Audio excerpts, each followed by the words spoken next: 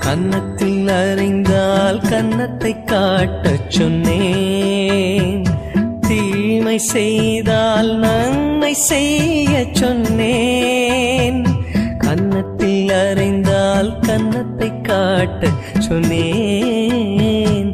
தீமை செய்தால் நன்மை செய்ய சொன்னேன். இதற்கு மேல் நான் என்ன கேட்கின்றேன்? இதற்கு மேல் நான் என்ன கேட்கின்றேன்? பெரும் வார்த்தையல்ல வாழ்ந்தும் காட்டிவிட்டேன். பெரும் வார்த்தையல்ல வாழ்ந்தும் காட்டிவிட்டேன்.